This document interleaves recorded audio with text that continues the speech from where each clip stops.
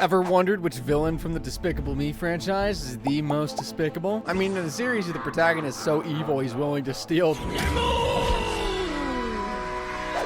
We must be dealing with some pretty bad apples. So let's go through every movie and spin-off in the franchise and figure out which one of these villains deserves the highest sentence. Telling you right now, my money's on the Minions. And obviously, we gotta start with Gru. Arguably the greatest villain that has ever lived, and we're gonna kick it off with the classic crime, assault. Remember, you're not a real villain unless you're smiting anyone who stands in your way, especially a bunch of innocent civilians. Believe me when I say Gru is a real villain. So let's run through all the people he's assaulted over the years. There's the time he took his kids to the carnival for a little fun, but unfortunately, he picked one of those rigged carny games, you know the ones.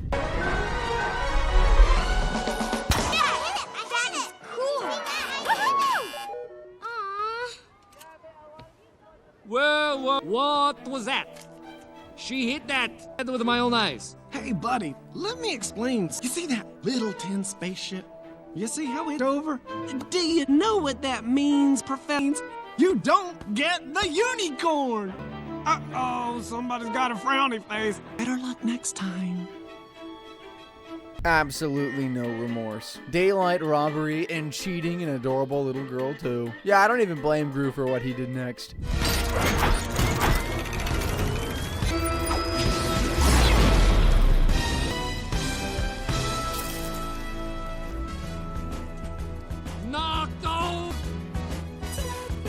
Justified as he may be, that is still a crime. But we're just getting started. One time, Gru had a bad day at work and decided to take it out on the guy driving next to him. Why? Because he was showboating a bit too hard with his car.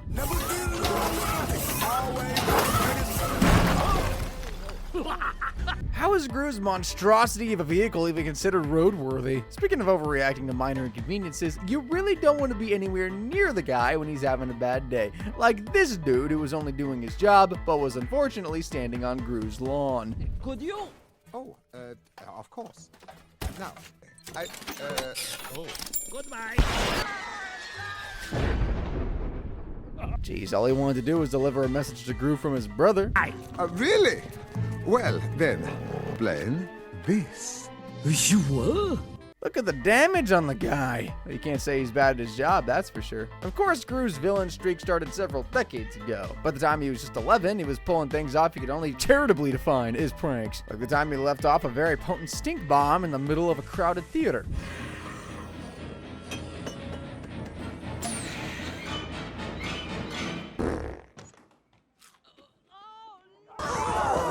He had just screamed fire while he was at it, made it even more evil. Oh, and don't even get me started on the freezing. Gru here just loves, and I mean loves, to freeze people. Even people that are just minding their own business going about their day. Like the time he wanted to skip the line in an ice cream store, so he decided to inflict 6 people with severe levels of frostbite. About time that I get my way, whatever I see. I'm having a bad day. So and that last guy wasn't even waiting in line. I know what you're thinking. They should probably be dead after getting frozen like that. But no, it doesn't kill you apparently. In case in point, he does this to Victor.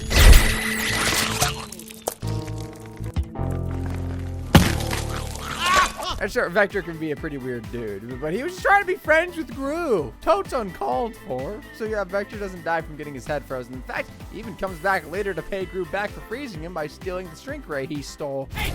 What? Hey! No! Oh! You'll think twice before you freeze someone's head.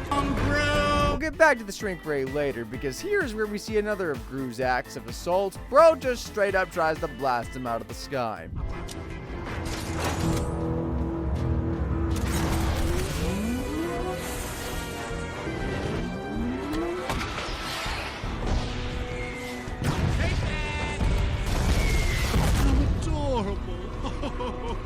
On second thought, I'm going to upgrade that one to attempted murder. He was not messing around with those missiles. Oh wait, did I forget to mention he also froze a kid once, like a literal child? So this smooth talker named Antonio, son of the legendary villain El Macho, stole his daughter Margot's heart, only to shatter it into a million tiny pieces. Oh. I hate boys. Yes, they stink. Sorry, go. So how does Gru retaliate? I don't know why I bothered asking. Like, yeah, I already told you. He fracking freezes the kid. Overkill, maybe? But he also froze people when he was a kid. Long before he even joined the Anti-Villain League, he was already foiling villains' plans. I'm talking about the time he caught Scarlet Overkill. Gonna lie, but now it's like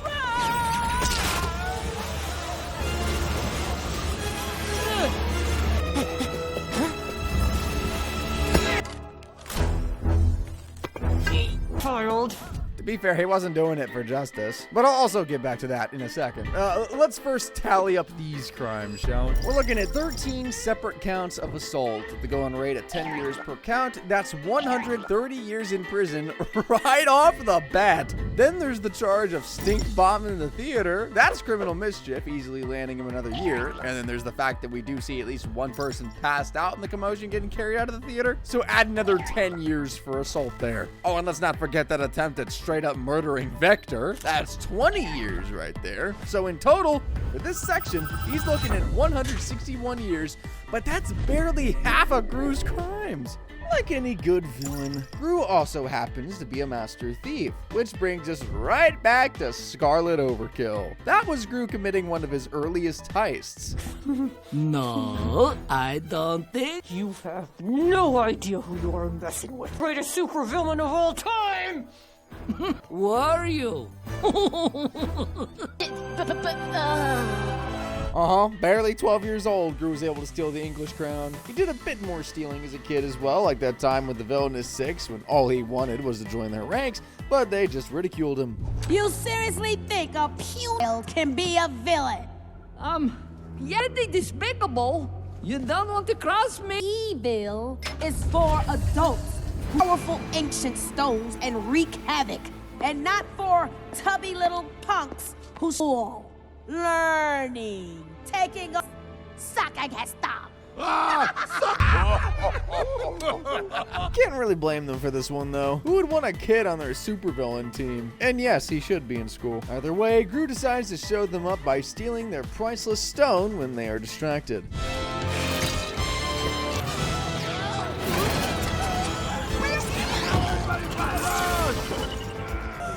He took the stone! I'll get it! Lock down the building! That obviously pisses them off and they start gunning for Gru's life. But we'll get back to the villainous six way later. Their time of reckoning shall come. For now, we're going to talk about the last heist we saw Gru commit back when he was still 11 3/4. That time he robbed the Bank of Evil with his idol Wild Knuckles. Seeing as how Knuckles is an old man, they pulled the classic dying grandpa bit as a distraction. Help! I'm seeing a white light! Helen, coming for you! Helen, I'm coming! Oh, help! Help my... Somebody help him! My grandpa! Big one! The plan works. Gru steals the key, gets into the vault, but not before Knuckles gets some much needed treatment though. Clear! Oh, wait a minute, wait! Don't give up on me now, but Oh, I'm feeling better! maximum charge! Clear! Saved my grandpa! You do the heist? There's a couple more hits of that defibrillator and he would have seen the bright light for real. So what do they do all that for anyway? Hey, not bad! Not bad at all! Team! We do? Oh, yeah, better. Wait till you see what I'm gonna teach you now. Stealing the Mona Lisa? Pretty bold move. But that was back when he was still a despicable little kid. These days, he isn't as villainous as he was back at the start of the franchise. I mean, he's literally catching villains now. Doesn't mean he doesn't commit a heist or two here and there, though. Like in Despicable Me 4, Gru finds himself getting blackmailed into breaking into his old school and stealing their mascot, a honey badger. Even seen a honey badger? They are vicious little monsters. They literally eat bees and cobras for breakfast. Here! No way am I helping you. That's the thing with blackmail. As you can see, he really doesn't want to do it, but you know he's gonna do it anyway. So together with the little girl that's blackmailing him, they commit a bit of breaking and entering.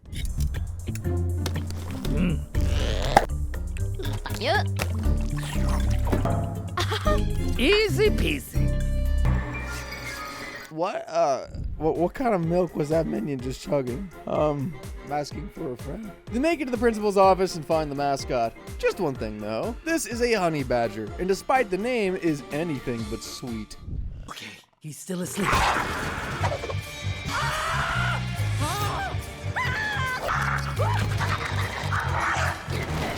I trained myself! Everyone in the room almost gets mauled, and yes, that includes the tiny baby that for some reason Gru thought was a good idea to bring anywhere near this mission. Luckily, the kid's a natural. No! What?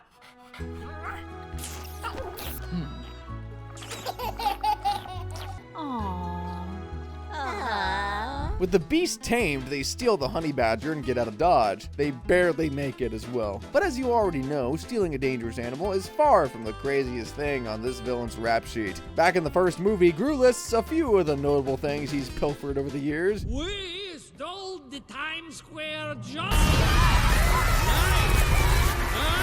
how I roll. Yeah, you think football on that, huh? Alright, I'll give it to him. Stealing the Times Square Jumbotron is pretty impressive. The other two, though, slightly less so. We stole the Statue of Liberty. The small one from Las Vegas. And I won't even mention the Eiffel Tower. Also Vegas. Okay. But all of that pales in comparison to Gru's great big master plan. You know exactly what I'm talking about. Next, we are going to steal... For effect. And what? The frickin' moon. Gotta aim big, am I right? But how does one even go about stealing such a thing anyway? You know, it's the size of a moon. Well, Gru's got a perfect plan. He's gonna solve it with more stealing. Specifically stealing a super secret shrink ray from a top secret research facility in East Asia. That way he can pocket the moon and ransom it off. Cue the heist scene.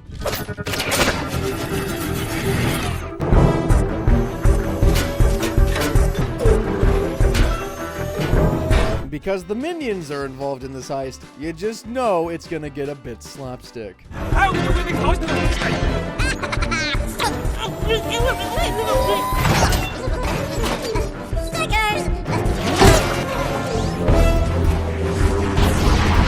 Hey look, the shrink ray works, there's no twist there. He actually pulls off his plan later on in the movie and steals the moon.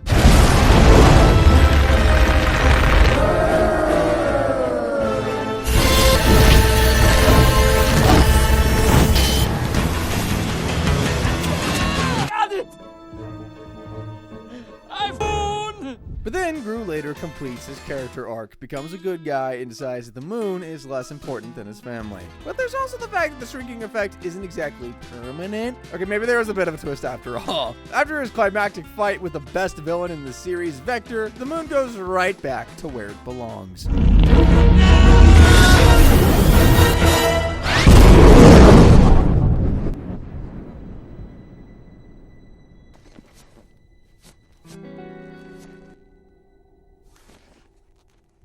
Yeah, that's cool and all, but stealing the moon? Even if it's just for a few hours, it'll have some incredibly devastating effects on the planet. And the movie knows that too. We get to see a couple of comical effects of Gru's moon napping.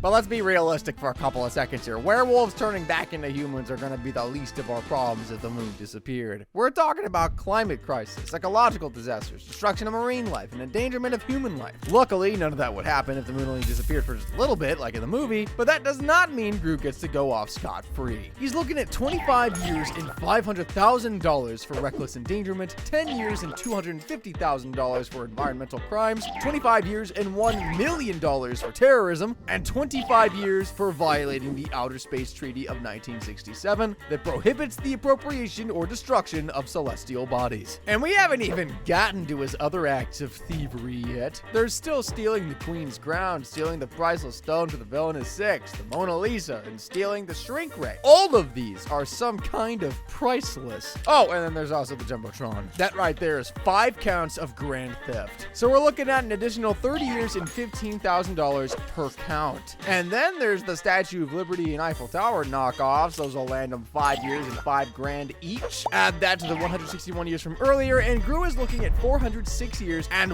$1,835,000 in fines. Good thing he works for the good guys now. So what villain could possibly hope to match Gru's insane rap sheet? Well, how about the yellow little pals that have made some of his greatest evil schemes possible? The Minions. Despite how non-threatening these minions may seem, they are villains, and they frequently break the law. For starters, if there's one thing these adorable little freaks are really good at, it's going where they aren't supposed to be. That's right, I'm talking about trespassing. Like the time they needed to get across the country to save Gru, they decided to pretend to be pilots and fly a literal plane with people on it.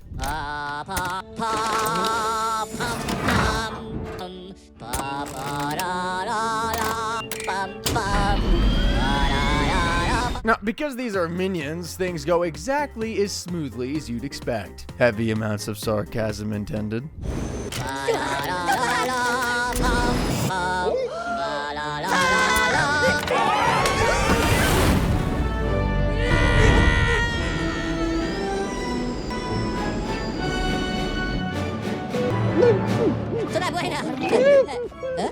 Of course, the flight only continued to go as smoothly as that, which should not surprise you. These minions clearly don't know how to fly a fracking plane.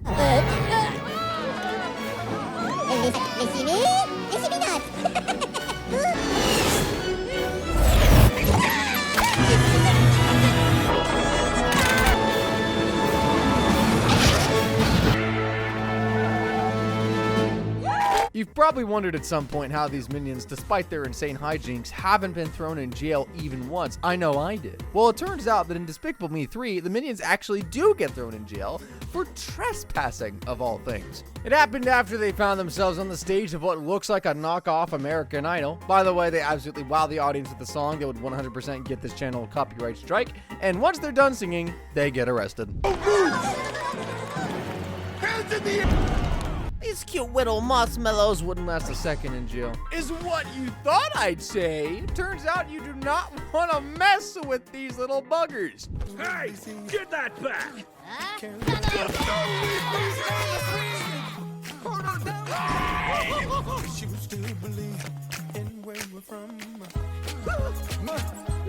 It's in every living thing. Lord, use your power. Spirit, you.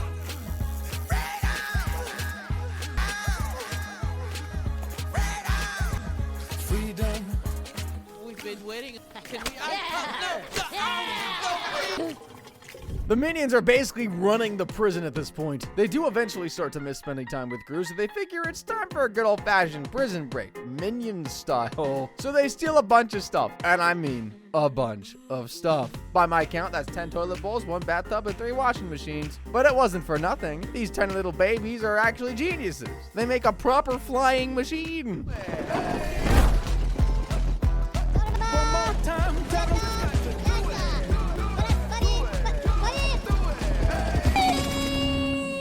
And they fly out of prison, which is impressive, but still very illegal. Now, would you believe me if I said these minions actually broke back into prison in the next movie? Despicable Me 4 ends with a literal song and dance, and we all know you can't have a party without the minions.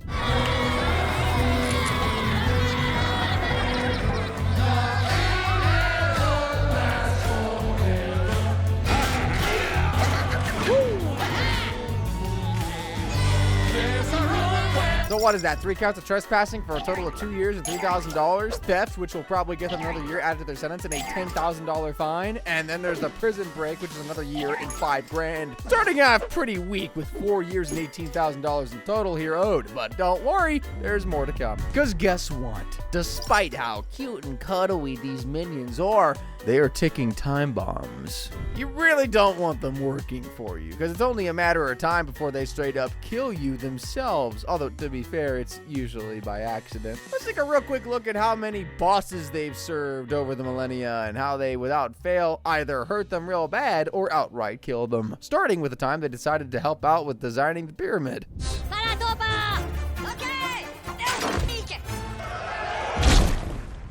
Last long. I don't even know how many people were under there, but let's just round it up to a nice clean 100. Fast forward to their next boss, a 300-year-old vampire. I mean, come on, a powerful supernatural entity must be pretty difficult to kill, right? Not when the minions are around, though.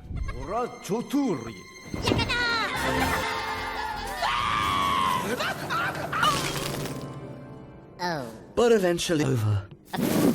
Their next master, though, well, he was a little bit luckier than the last two. Turns out they used to be Napoleon's minions, but that gig didn't last very long. They bounced from one evil boss to another. Find their perfect fit. One particular employer took their very badly.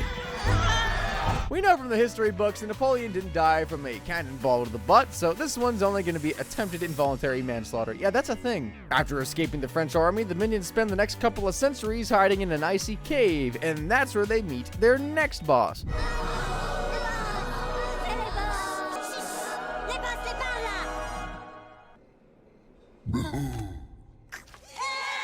They were getting pretty desperate for a new boss at this point. You already know how it goes by now. The well-meaning minions do what they always do, and somebody gets hurt.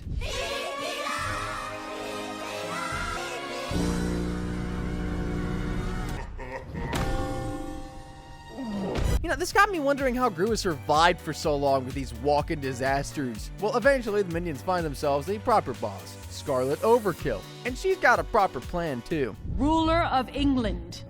Oh, Ireland. The music, the fashion. I'm throwing it someday.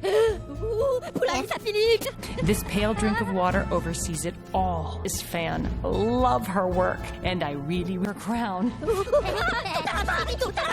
Stealing the queen's crown, how that is a heist. And who better else to mess it all up than these yellow little freaks? They sneak into Buckingham, but when they can't get their hands on the crown, they decide to hijack the queen's carriage and steal it right off her head. Gentlemen, do not steal crowns! Where can I get moves like that? There's just one problem, though. These minions are about as good at driving a carriage as they are at flying a plane. And pretty soon, the queen's crown ain't the only thing in danger.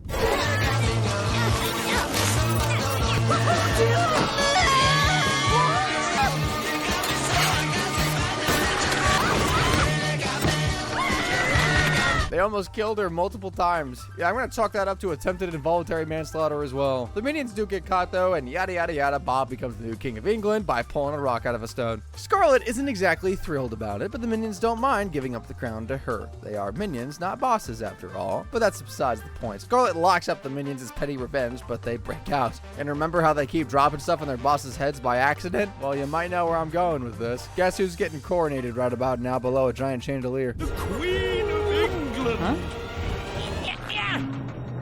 Kevin!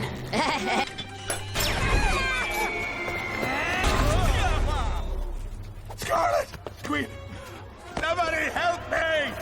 It would have been really funny if the movie ended there. But no, instead of getting squished like a bug, she survives thanks to the armored dress her husband made her. But boy, was she pissed.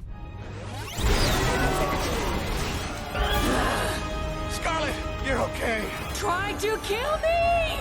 No, but This is no longer a coronation. Can't blame her for being mad. That right there is the third count of attempted involuntary manslaughter. So in total, we're looking at 102 counts of involuntary manslaughter, each count netting 10 years, and 3 counts of attempted involuntary manslaughter netting 5 years per count. These minions are looking at 1,035 years in prison in total. Dang, turns out they're more despicable than Gru. How come they're not in charge? Oh yeah! Looks like the minions are the new benchmark to beat, but surely one of the many villains from the series can prove just how despicable they are. How about Vector? Can you tell I love Vector? He's a weird little guy, sure, but he's gotten down to some truly nefarious deeds. Right from the get-go, Despicable Me 1, the very first crime committed in the whole franchise, was all him, baby. Stop right there! Go! No! There he goes.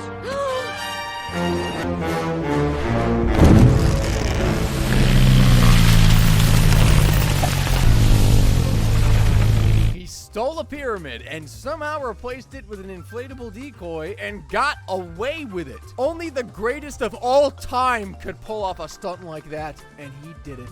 And I already hear you asking, but no villains are safe. How does one hide a giant pyramid? Well, neither you nor I, with our pea-sized brains, could ever come up with such a genius tactic as Vector. Mad Lad decided to paint it like the sky, hide it in plain sight.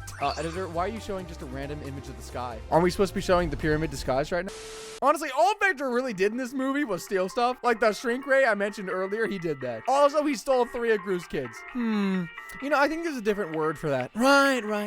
Kidnapping. He kidnaps 3 small children so he can get the moon Gru stole. Happy Meal. Now, the girls. I think I'll hold on to them a little while longer. They're unpredictable! Plus, you little punk. When I get in there, you are in. He gets the moon, but still refuses to give back the kids for some reason, and instead sends a bunch of heat-seeking missiles to finish Gru off. That's where we see just how powerful Polonius Gru really is.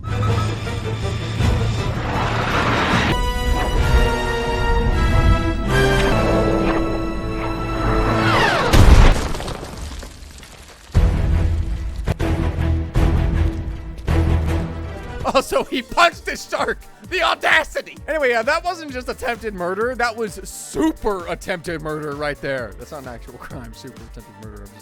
He still doesn't hand over the girls and tries to run away with them, leading to the climactic battle where the kids are saved and Vector ends up in space on the moon. Because that's the only way Vector could have been stopped. Bro really should have just quit while he was ahead, honestly, because now he's looking at 2 counts of grand theft, which is 60 years and 30 grand. 1 count of attempted murder also for 20 years and 3 counts of kidnapping. That'll easily land him 20 years per count for kidnapping children. So yeah, in total, Vector's looking at 180 years and $30,000 in fines to pay. Barely scratching the surface of the Minions' insane rap sheet.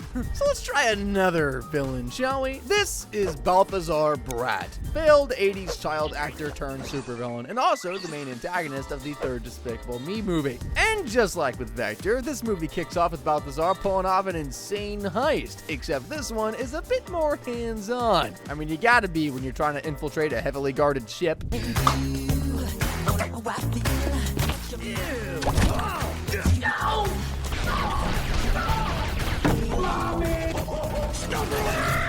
Brett actually has some serious moves, I'd hate to say it, but he really is here to chew bubblegum and kick some ass. And he's not running out of bubblegum anytime soon, I'll tell you that.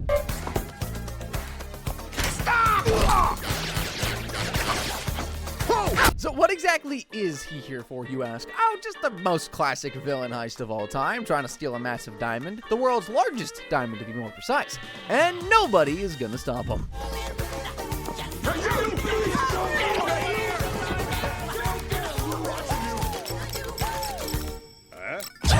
But sometimes it takes a villain to stop a villain, and guess who just showed up? Gru. Although technically he's working for the anti-villain league now, but hey, he's still got what it takes to go toe-to-toe with Balthazar in a dance fight.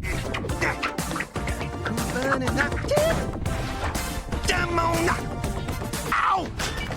Well, that was easy. Oh, right, I forgot to mention the absolutely gigantic ocean liner. Yeah, it's currently floating above the city. Turns out Balthazar was here to steal more than just the diamond. Oh, and also, Balthazar wasn't knocked out. He was just acting. Get it? Because he's an actor. He then proceeds to try and straight up murder Gru by blasting him off the ship.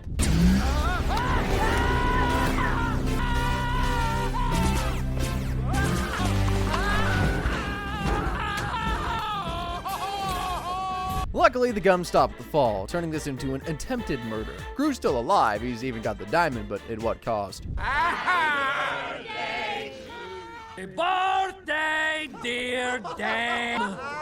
Happy birthday to you! Absolutely scarring. Balthazar runs away when backup arrives, but he's not done yet. He's got to get that diamond back. And now he's got an ingenious plan to do so. He disguises himself as the world's foremost gem expert. His cover story? The gem might have been switched for a fake. But once he gets within spitting distance of the thing, he pulls off the steal. You have been duped.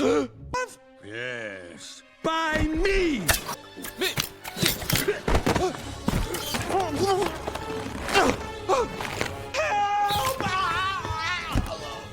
Dude pranks everyone in the room and makes his getaway in style.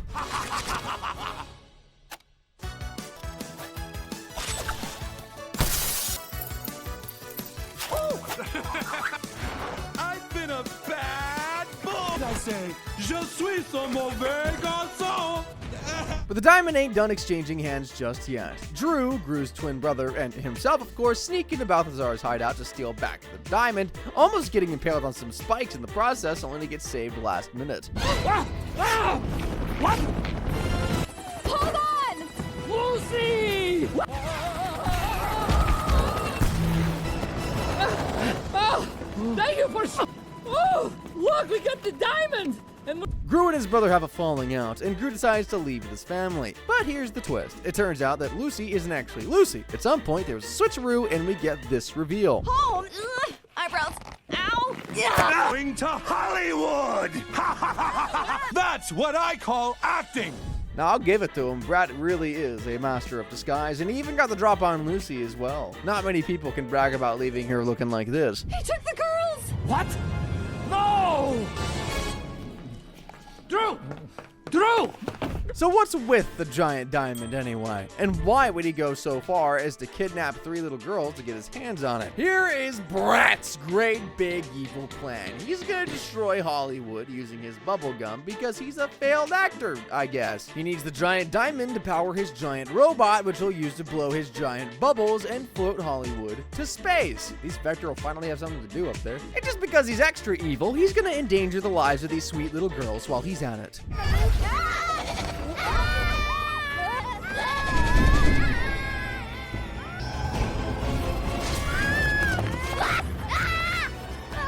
Once again, I loses. Enjoy the show, girl. So how exactly is he gonna destroy Hollywood? With copious amounts of public property damage, of course.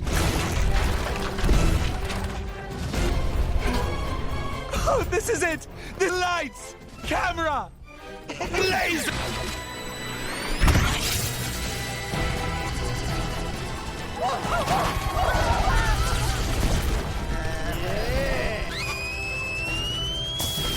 He wrecks the Hollywood sign and then blasts a massive laser, carving up the entire town. Gru isn't gonna let him get away with his crimes, or at least he's gonna try, because Balthazar has a couple more tricks up his sleeve. Coming!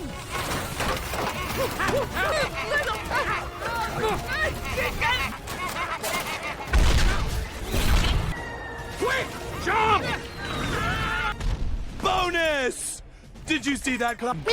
Gru barely survives the crash and is left defenseless in the middle of the battlefield, while Drew does his best to stop Balthazar. And he's gonna stop him soon, because Balthazar's about to finish off his brother for good. This is going to be a total burn! Oh no!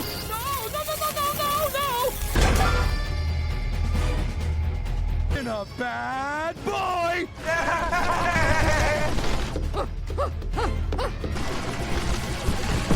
Nobody! My brother!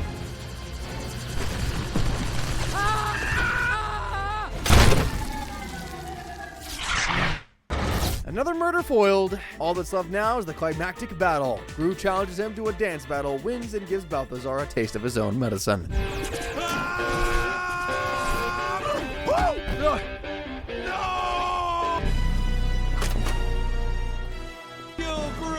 The day is saved. Everyone's alive, nobody gets hurt except for Balthazar, but he's got a lot more coming. We'll start with the 4 counts of grand theft for stealing the ship and stealing the gem 3 times. That's already 120 years and $60,000. Then we got the 13 counts of assault for beating up all those soldiers. We're looking at 10 years per count, so that's 130 years right there. Then there's the 16 counts of kidnapping, and I'm not just talking about the little girls. Stealing the ship with all those soldiers on it is in fact kidnapping. At 20 years per count, that's 320 years for that. But we're not done yet, because we got 1 more count of assault for getting the drop on Lucy and locking her in the closet. 10 years. 5 counts of attempted murder for the multiple times he tried to kill Gru and his brother. The fight at the start, dropping them on spikes, blowing up their ship, and trying to fry Gru with a laser. That's 100 years right there. Not even talking about the extensive amount of damage he did to the town, which is honestly just terrorism, which will land him another 20 years. So in total, 700 years for the failed actor. Well, what do we have here? However, turns out Balthazar was more of a worthy opponent than I thought. Still a few hundred years shy of the minions, though. And here I was thinking Gru was going to be the most despicable of them all. But hold on, because we've still got some pretty bad guys to cover. All right, so far, nobody has been able to match the sheer evil of the minions. But who knows? Maybe the villain from the 4th Despicable Me movie will do just the trick. Maxine the Mall is the name, and villainy is his game. He might be a more successful villain than Gru ever was. I mean, the movie literally starts with them getting an award for being a great villain. On stage receiving his award, Maxine makes a pretty disgusting reveal. Now, some of you laughed at my childhood approaches, but I quickly learned that they of evolution. I have found a way to harness the strength and what is the word? Unsquishability. Most powerful creature on the planet. Ew, man, he had that roach in his jacket the whole time. Ew. But it gets worse, much worse. Maxine isn't just obsessed with cockroaches, he is obsessed. Behold the power of the cockroach!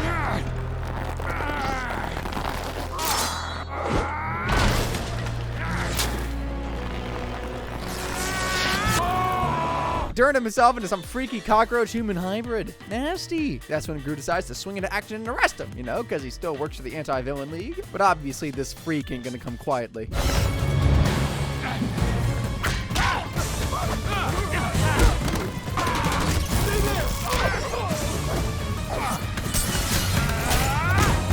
He takes out 8 agents in a flash. Apparently turning into a cockroach actually has its benefits. Well, as powerful as he might be, he's still heavily outnumbered by some pretty skilled agents.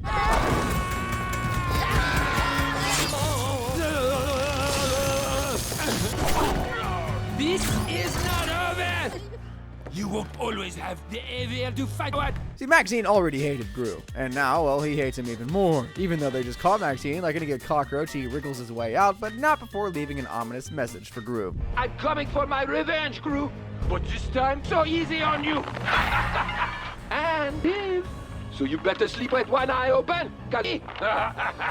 Sweet dreams, cruiser! We don't get to see the actual breakout, probably used his nasty ability to mind control roaches or something. Either way, it forces Gru and the rest of his family to go into hiding, and for good reason too. Because Maxine ain't just gunning for Gru, he's gunning for his little baby too, and he's gonna wreck everything he has to find him.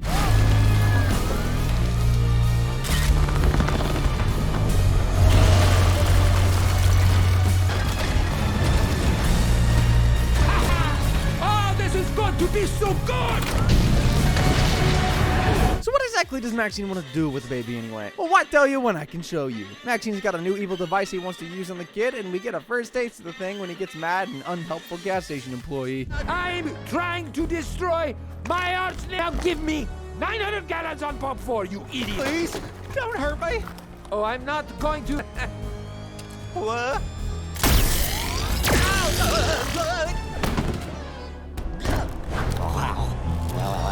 Fuck you! He's not satisfied being the only man bug freak apparently, and yes, that is what he plans to do to Gru's sweet little baby. Mutate him into a roach. This isn't just some sci-fi mambo jumbo, by the way. It's actually a crime to mutate people, but we'll get to that later. For now, Maxine actually finds Gru and his family in hiding and sets his plans in motion, although he doesn't have to try very hard. But, huh? Hi, Maxime. This is Luis. Come here, little baby. Come to mess. Coochie coochie. Ah! Oh! So once again, another of Gru's children gets kidnapped. Of course, Gru immediately gives chase. One action-packed sequence later, and Maxine's giant bugmobile crashes. But alas, Gru was too late to save his little boy. See for yourself. Oh, Junior. And now he belongs, isn't that right, Maxime Jr.? Together we will wreak havoc. Cause mayhem. It's fun doing it, huh? You already know what comes next. The climactic battle. Blows are exchanged, faces are kicked, and Maxine is still a disgusting roach man. The fight ends with Gru holding onto a ledge for dear life while Maxine tries his best to snuff out said life.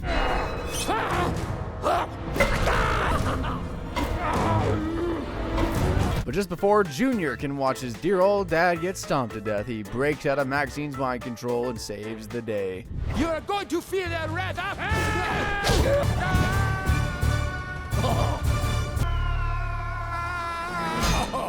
Maxine loses and gets sent to prison. Eventually, Gru and him put all beef aside and sing a duet/competition thing. I don't even know. What I do know, though, is that Maxine's gonna be staying in that prison for a very long time. Got a prison break, which is 1 year and $5,000. 9 counts of assault for beating up those agents and injuring Gru on the stage at the start, and 1 more count of assault for beating up Gru during the final battle. That's 10 years per assault for a nice, clean 100 years in prison. Then we got the 1 count of attempted murder, 20 years. 1 count of kidnapping, another 20 years. 1 more year in prison for all that property damage, and the one you've all been waiting for, 2 counts of unlawful experimentation for mutating 2 people and turning them into disgusting roach hybrids. That's 20 more years for a total of 162 years in prison. Not exactly surprising. Maxine wasn't really in it for the world domination anyway, he just wanted revenge. Speaking of people that hate Gru, let's take a step back in time and check out Gru's oldest nemesis/inspirations, the Villainous 6. I know technically they became the Villainous 5 at the start of the movie, but I'm still gonna count Wild Knuckles as a member. But hold on. I'm getting ahead of myself here. Who are the Villainous 6? Anyway, well, they're the greatest villain group to ever exist. And right from the start of the movie,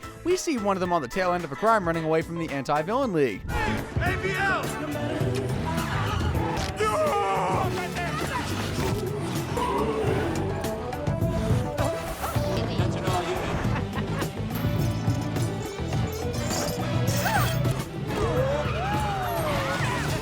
Hey, it's not stealing an entire ocean liner, but it is still resisting arrest with violence. Plus, she did steal something. A priceless map leading to a priceless artifact, the Zodiac Stone. An artifact they're about to nick for themselves. Aha! Yes! The Zodiac!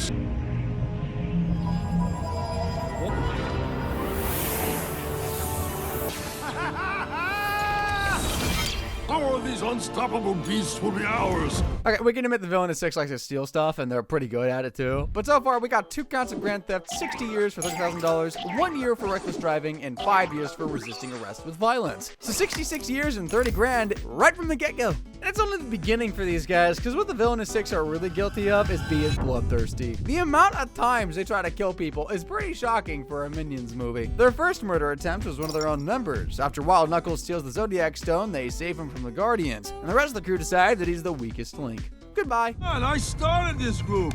We're a team. Loyalty. Oh, please. We're villains. Such thing. It's time for the next generation. Cold-blooded, man. Cold-blooded. Now, if you think they saved their murdering for grown adults, you're dead wrong. Remember how I mentioned Gru stealing the Zodiac Stone from him? Well, they weren't happy about that and went on a real rampage. There's that little It did not matter who was in the way. They did pretty much everything to get that stone back, including trying to smush the little kid.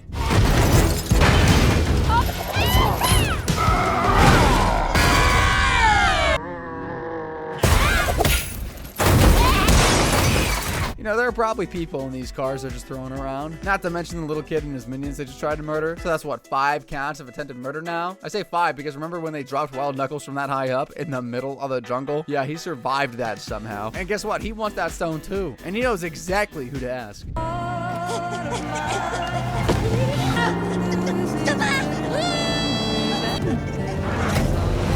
They just scoop him up off the street. That was frighteningly easy. Unfortunately for Knuckles, Gru doesn't have the stone with him, so he figures the best way to get it back is to threaten the minions. Threaten them with what? Ah, nothing, just the torture and eventual murder of this 11-year-old kid. Your minions better get here by sundown tomorrow. 8 hours of disco don't kill you.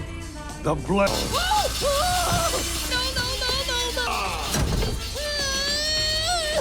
Well, that's pretty dark. The minions don't get the stone back, of course, because, you know, they're pretty bad at their jobs. But Wild Knuckles eventually changes his mind about killing Gru, and they actually get pretty close. Hence the whole robbing the bank together thing I mentioned earlier. The minions do eventually make it to Wild Knuckles' house, though, but so do the rest of the Villainous 6. They're on the hunt for Gru and Knuckles, and they do what they do best. Smash.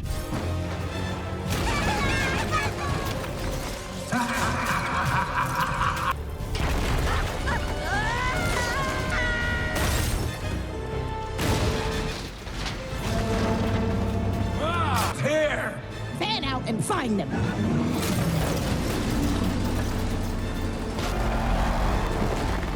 They don't find what they're looking for at first, just leaving the destruction there in their wake. Later on, they run into Gru out on the street, and it's just the worst thing, too, because he just got the stone back. Long time no see.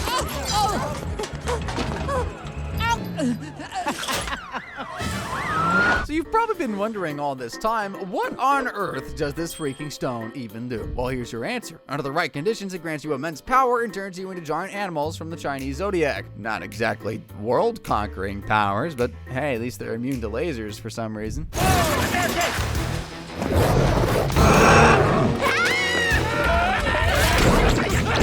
Go on a rampage, and I kid you not, besides smashing a single car, not a single person was harmed on screen. Not one. Gotta keep that PG rating somehow, I guess. I suppose saying no one was hurt is a bit of a stretch there. They do try and kill Gru again. It's torn apart. Hey, Heck, they try to kill the 3 minions too, after transforming them for some reason.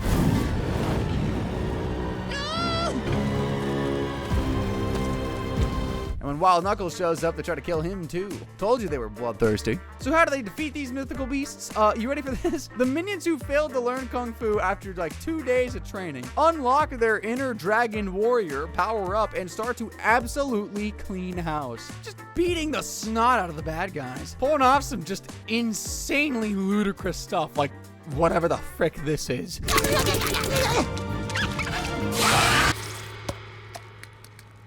One of the eggs even hatch. It hatches into a weird chicken minion hybrid thing. What the frick?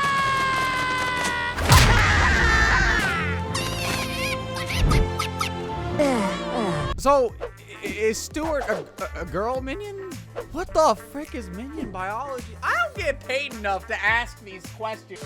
Oh, and by the way, eating the chick is another kind of attempted murder. The climactic battle ends with the minions beating the bad guys by screaming at them really loudly. I'm not kidding. The villainous 5 are turned into rats and everything goes back to normal mostly.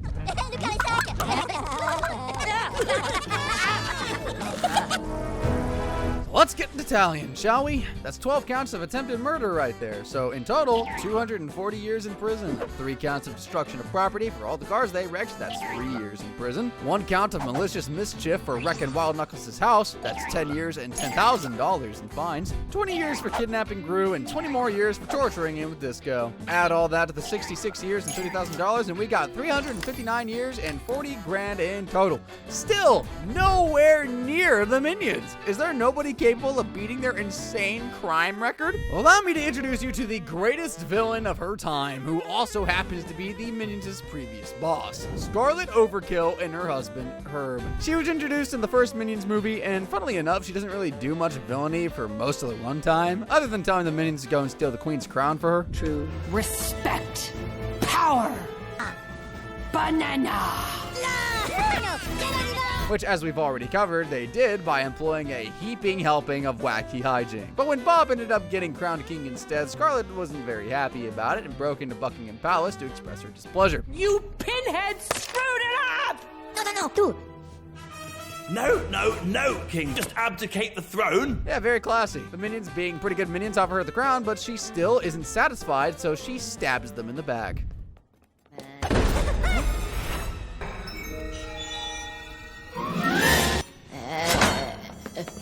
I don't want you to take, but I hate you. I thought I could get over, but I feel so betrayed.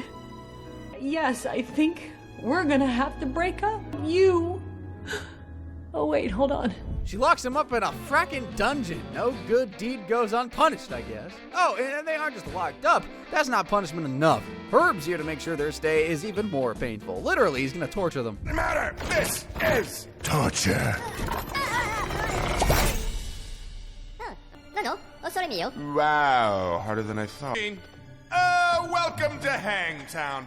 Population.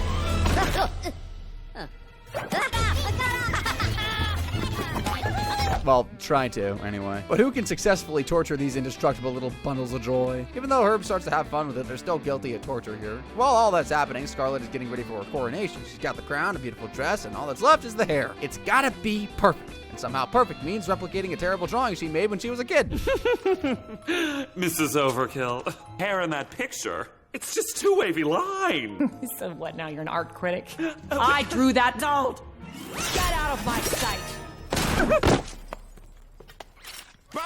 Some people are just impossible to please. At least he looks like he survived the blast. Despite the hair situation, Scarlet is ready to get coronated, and that's when the minions break out of the dungeon and accidentally drop a chandelier on her. And yeah, like I said, she was pissed. It is an execution! She sicks all the villains and the minions, and I mean, come on, it was just an accident. Who doesn't drop a giant chandelier on someone now and again? Try as they might, though, two of the minions end up getting caught, and all that's left is Kevin. Scarlet has a message for him. Kevin, I know you're out there. You think you've... Well, what do we have here? Hello. What? Which one shall I kill first? Gonna just ask the reporter nicely. Scarlet threatens to kill the minions if Bob doesn't turn himself in, and she isn't all talk, by the way, because the next time we see her, she's rigged up a pretty elaborate send-off for these minions.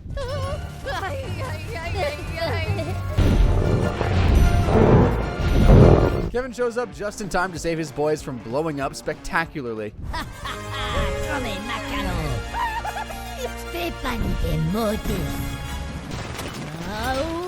Oh yeah, Kevin's massive now. Please don't ask why. Just know he messed with some of Herb's experimental technology earlier. I will not elaborate further. Scarlet really, really wants to kill these little frickers and decides to take a more hands-on approach to do so.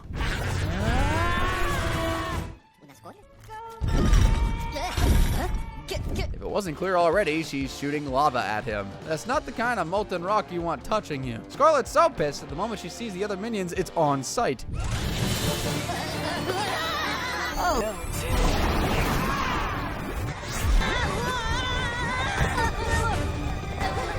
And just for the record, my little thank Kevin for what I'm about to do to you! Attempted mass murder too. Good thing Kevin is quick enough to swat her away, but she still comes back with a vengeance and unleashes her ultimate weapon.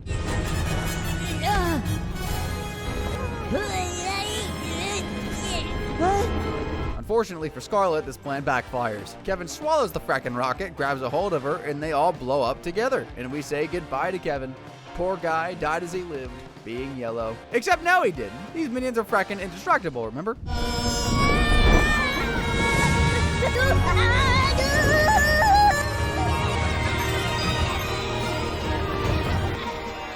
We get ourselves a nice little happily ever after. The crown's restored, the minions receive commendations for their actions, except there's one thing missing: the crown.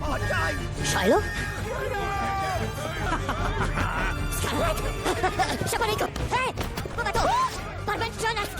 They took everything from me. My castle, my red things look bleak, baby. I'm not gonna lie, but I have my crown. After all that, foiled by an 11-year-old boy with a freeze ray. Even though she didn't get everything she wanted, at least she got a cute little gift from Bob in the end. See, bye-bye.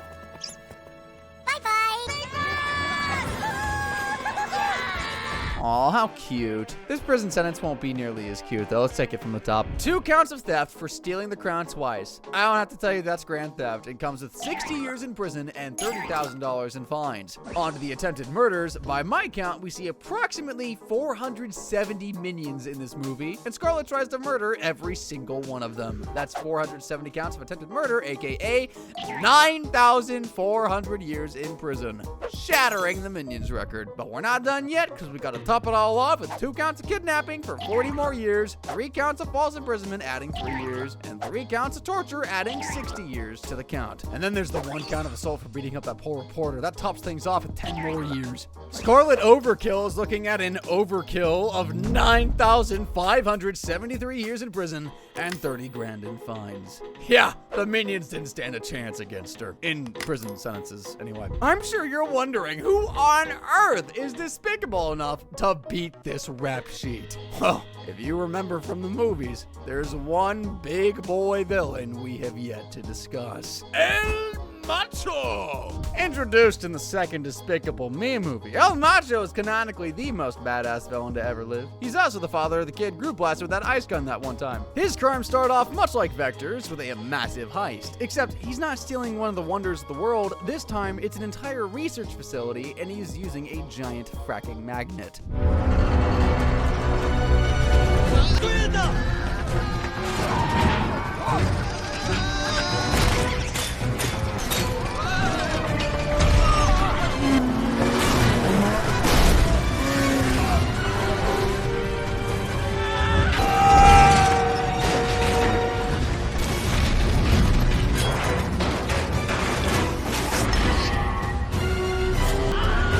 Insane heist aside, I counted at least 6 people who were definitely getting a trip to the hospital after suffering a fall from that height. That's on El Macho. We don't really see much of the guy doing anything villainous for most of the movie. In fact, it's a bit of a mystery who the main villain of the movie is until El Macho reveals his grand evil scheme. Turns out he's been kidnapping minions. They aren't exactly very hard to kidnap though, just look at them. Hello.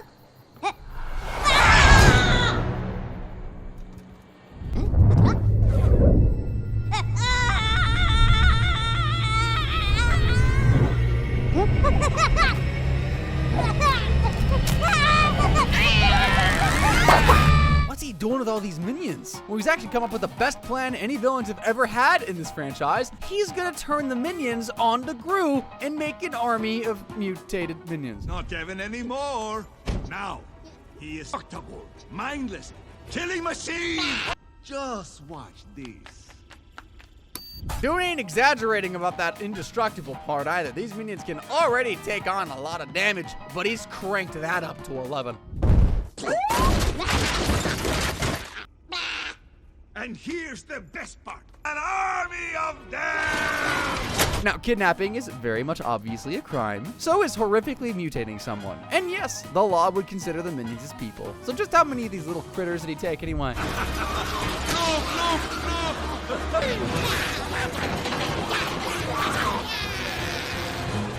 A lot of them, that's for sure. Hard to say exactly how much, but judging by this shot right here, he's got about 673 of them kidnapped and mutated. But here's the thing, El Macho doesn't stop at kidnapping minions. When he finds out Lucy also works for the Anti-Villain League, he decides to take her hostage as well. One climactic confrontation later, and Gru stops him from launching the rocket and tries to save her life. Gru, I'll be fine. I have survived. Lots worse than... Okay, that's not entirely true. I'm actually kind of freaking out up here. I will get you out of this. She's strapped to a shark, strapped to a bunch of firecrackers, and getting launched into a volcano. I think someone else deserves the title of overkill. Gru almost unties her until El Macho's vengeful chicken sets off the rocket. Don't ask. They survive by jumping off the rocket into the ocean and live happily ever after. El Macho might not have committed as many crimes as the rest of the villains, but boy, does it add up quickly. We're talking 673 counts of kidnapping. That's already 13,460 years in prison. And then there's these 673 counts of unlawful experimentation for mutating all those minions. Add another 6,730 years. And throw in kidnapping Lucy and attempting to murder her, we got 40 more years to add to that pile. Oh yes, and that massive facility he stole at the start, just gonna count that as grand theft for another 30 years and 60 years for assault with the 6 people who no doubt shattered several bones when they fell from this giant magnet. All in all, El Macho is looking at 20,320 years in prison for his crimes. Most of them committed against these adorable minions. I guess it's poetic, his rap sheet is even worse, thus winning the title of most despicable of them all. El Macho might be the most evil villain in this franchise, but there are way worse villains out there, believe you me. Why don't you click on the link on the screen and check out what other bad guys rivals El Macho?